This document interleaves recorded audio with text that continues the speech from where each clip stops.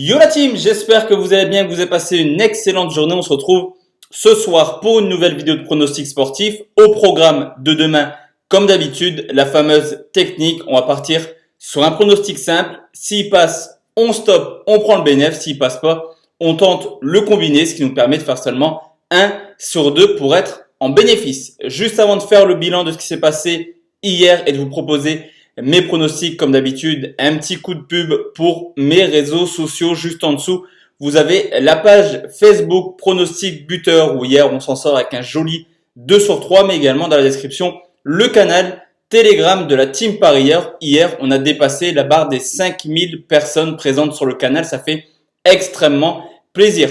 Place maintenant au bilan de ce que je vous ai proposé hier. Il y avait eu 3 pronostics. Le premier est passé, ce qui nous permet de stopper la série. Zapata a marqué à l'Hellas Vérone cote à 1,92 qui nous permet d'être en bénéfice sur la journée. Pour demain, exactement la même technique et direction la première ligue où Sheffield reçoit Everton, le 8e qui reçoit le 12e à 2 matchs de la fin. Sheffield a 2 points de retard sur Wolverhampton, qualifié actuellement pour l'Europa League. Du côté d'Everton, 12e, plus rien n'a espéré. Surtout qu'à domicile, Sheffield fait une excellente saison pour l'instant. 10 victoires en 18 matchs, 3e meilleure défense avec seulement 14 buts encaissés. Au contraire de son adversaire du jour qui a des grosses lacunes à l'extérieur, seulement 15 points pris en 18 rencontres, déjà 11 défaites et 19e défense avec 35 buts encaissés.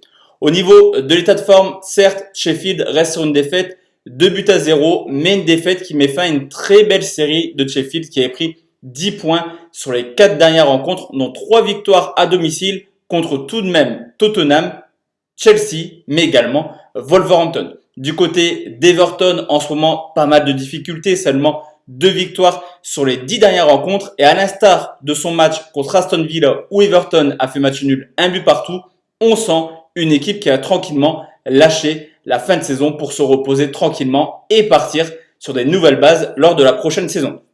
Pas mal d'absents du côté d'Everton. Lors du match aller, Sheffield s'est imposé sur le score de 2-0. Je vous l'ai dit, Sheffield est très bon à domicile. Sheffield a besoin de la victoire. Au contraire d'Everton qui a beaucoup de lacunes à l'extérieur et qui n'a plus rien à espérer. Je ne comprends pas trop la cote, mais moi je la prends. Victoire de Sheffield, c'est tout de même coté à 2,15.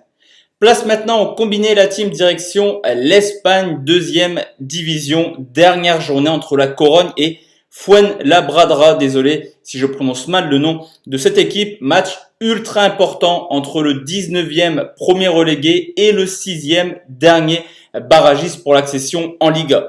À domicile, belle petite saison tout de même pour la Corogne. C'est vraiment à l'extérieur qu'ils ont perdu des points cette année. 29 points pris en 20 matchs, 8e meilleure attaque tout de même avec 27 buts marqués. Cependant, défensivement, 20e défense avec déjà 28 buts encaissés. Son adversaire du jour, un parcours plutôt homogène à l'extérieur, capable du meilleur comme du pire. 6 victoires, 7 nuls, 7 défaites. La Corogne, on voit pas mal de buts du côté de Fuenlabrada. On en voit un petit peu moins, 17 buts marqués pour déjà 17 encaissés.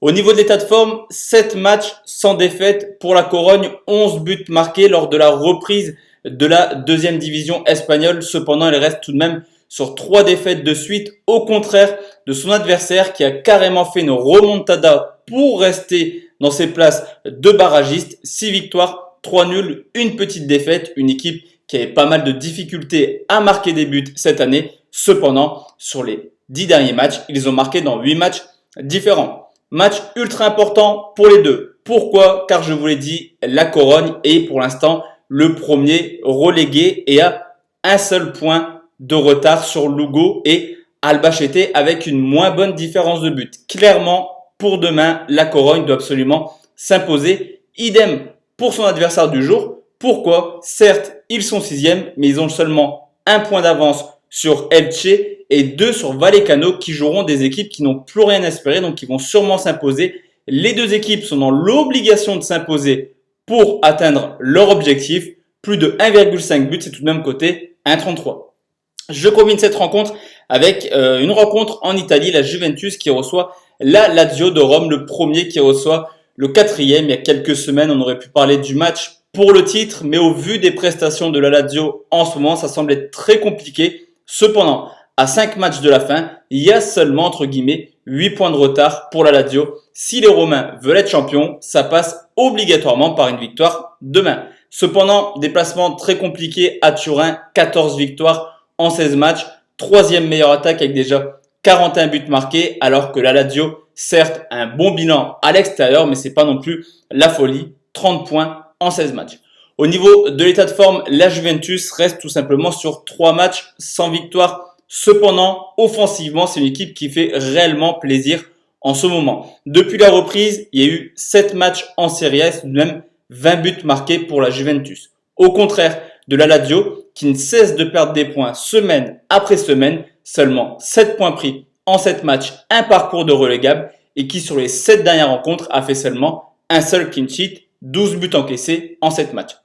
Ce qui est un peu intéressant dans cette rencontre, je vous l'ai dit, c'est le match pour le titre. Cependant, c'est également le match pour désigner peut-être le meilleur buteur. Immobilier, 29 buts, Cristiano Ronaldo, 28 buts. On connaît l'ego du Portugais qui voudrait être meilleur buteur de Serie A cette année et ça passe obligatoirement par des buts en ce moment. D'ailleurs, depuis la reprise, 7 matchs pour la Juventus, 7 buts pour Cristiano Ronaldo qui tire les coups francs même s'il n'est pas toujours en réussite, qui tire également les pénaltys. On le voit depuis l'apparition de la VAR, il y a quand même beaucoup plus de pénaltys. 7 buts marqués sur les 7 derniers matchs. Ronaldo est capable encore une fois de marquer demain et ça sera mon pronostic. But de Cristiano Ronaldo, quota 1,62 qui nous fait un combiné à 2,15. Donc voici la team, mes 3 pronostics pour demain. Comme d'habitude, on se retrouve demain soir pour une nouvelle vidéo de pronostics sportifs. D'ici là, portez-vous bien. Excellente soirée la team et très bonne semaine à tous. Ciao, ciao.